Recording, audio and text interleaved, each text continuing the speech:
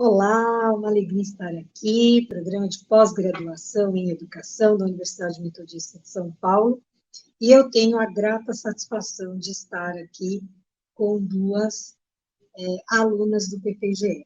Uma já egressa, que trabalha com a inclusão, coordena um setor que de fato trabalha com isso, um núcleo de acessibilidade, e uma aluna já em fase final do seu doutorado, que escreve sobre o tema, que também, né, as duas militantes sobre essa questão de fato tão importante, que é a inclusão.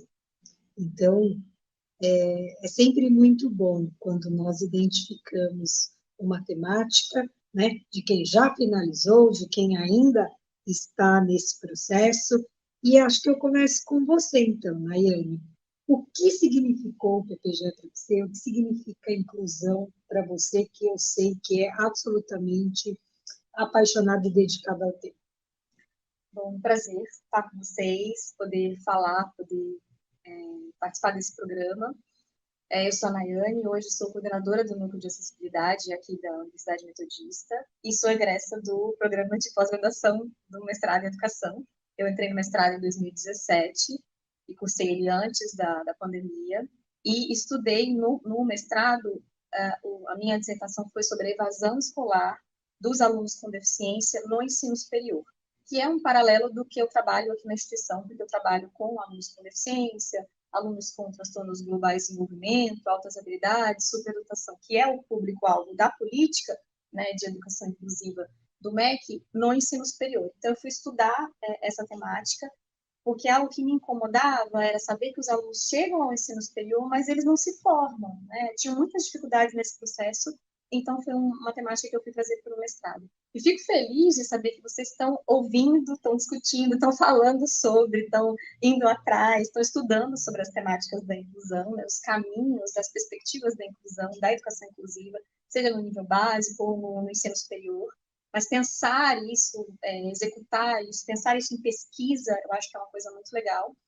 Quando eu estava no PPGE, era um embrião mesmo, então tinha eu uma outra colega que pensava em inclusão, mas fico feliz que hoje há novas possibilidades, novas colegas estão pensando, né, estão discutindo o assunto, estão pensando nisso. Quando eu penso sobre inclusão, para mim a inclusão faz parte do meu ser como um todo, na verdade, né, tem um histórico toda da minha formação, desde a minha formação da infância, por ter alguém com deficiência na família, tenho um irmão com uma deficiência, até a minha formação, seja ela universitária e depois no mestrado. Agora estou criando coragem para o doutorado, viu, Ale? É isso mesmo, tem que começar logo. A pandemia não pode parar a gente, né?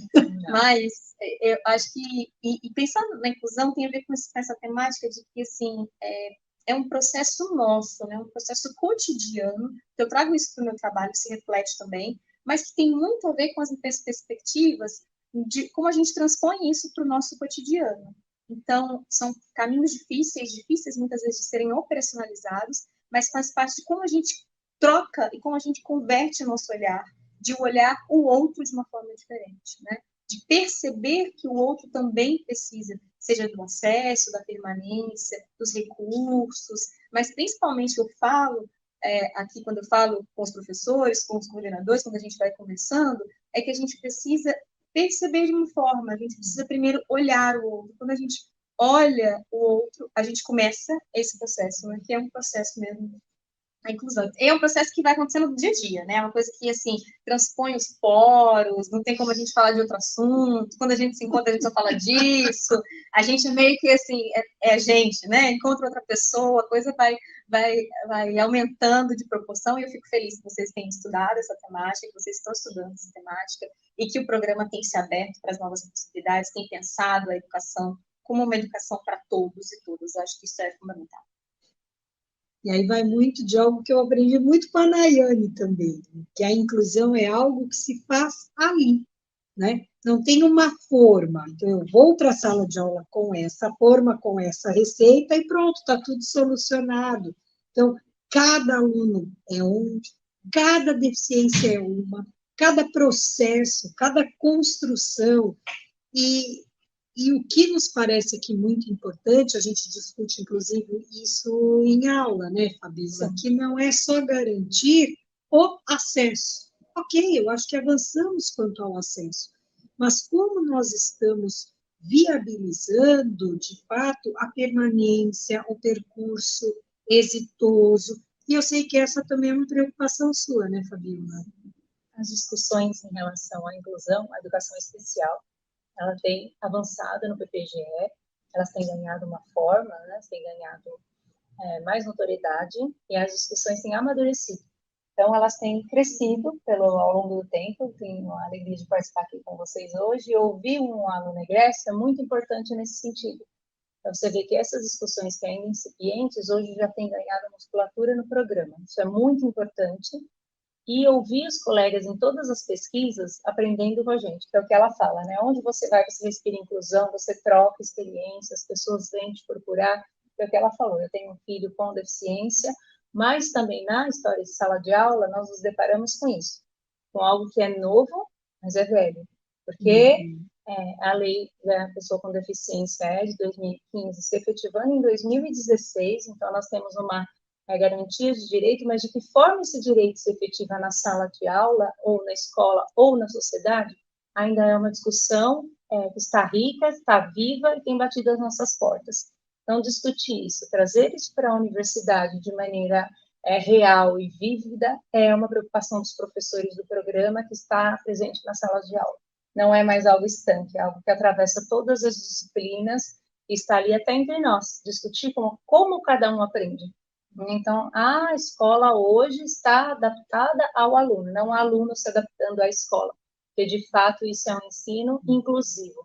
Não é um ensino onde é o aluno que tem que se adaptar, é a escola que vai se adaptando ao aluno. É dessa maneira que a gente modifica a cultura, um passo de cada vez, trazendo isso para os colegas, trazendo isso para a discussão, respaldando teoricamente as discussões para que elas ganhem qualidade. O meu trabalho, por exemplo, ele vai avaliar de que maneira as políticas são efetivadas na prática. Lá na prática, né? Não basta só você ter o direito, de que maneira esse direito ganha qualidade para o aluno, lá na ponta.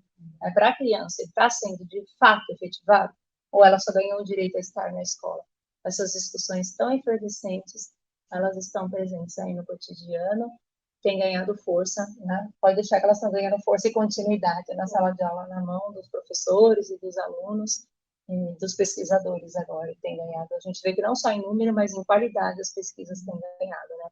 Graças às pesquisas nacionais, internacionais, e aos professores que dão vez e dão voz aos alunos para discutirem suas práticas, onde a discussão não é só teórica, são discussões práticas, de olhares para a sociedade, e a gente aí, os professores vão ancorando a gente com respaldo teórico, e essa discussão vem ganhando qualidade, professor. Acho que é isso que é importante. Essa compreensão, ela é fundamental, não basta ali decorarmos as leis existentes, não basta ali decorarmos e bradarmos, né, que as pessoas têm esse direito. É preciso, de fato, uma fundamentação para compreender o que essa lei propõe, qual é a busca do seu alcance, e que essa seja uma bandeira, porque o caminho a ser percorrido ainda é grande.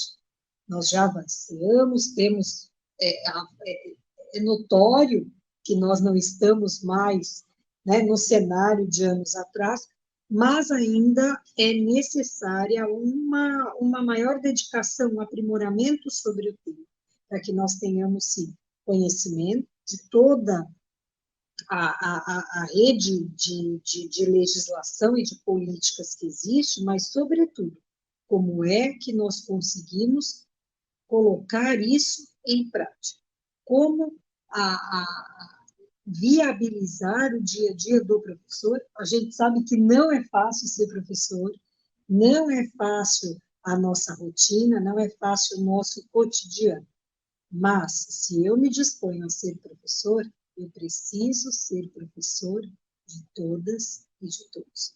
Eu preciso garantir que todos concluam com muito êxito todo o percurso escolar. Então, acho que estamos, né, trilhando aí um caminho de auxiliar aquele que a gente brinca, né, que está lá no chão da sala de aula, que é com ele que a situação se coloca, as dificuldades, as angústias, muitas perspectivas, às vezes, até para auxiliar as famílias também. Então, esse professor ser um conhecedor das questões teóricas, mas também um professor que consiga organizar as suas práticas com serenidade, compreendendo essa questão, de fato, da escola é que se adapta à pessoa. Né? Ele já tem tanta dificuldade, o aluno que tem deficiência, ele já tem que transpor tantos obstáculos, não é possível que ele tenha que transpor ainda o obstáculo de ter que se adequar à escola. Então, a escola, as pessoas precisam estar ali abertas e adaptadas a receber. Mas acho que a gente tem avançado, né? Sim, Nesses caminhos. Sim, com certeza. Então, agora que vocês venham conosco refletir sobre essa temática no dia 28. Que hora? Às 19 horas, com transmissão, exatamente para que nós consigamos aí permitir que um número bem grande de pessoas estejam ali conosco, podem fazer as suas perguntas, é de fato online, então nós vamos ter acesso às manifestações de todas as perguntas, as reflexões, enfim. Então, venham conosco para fazer da inclusão, de fato, uma realidade. Acho que é isso, com certeza.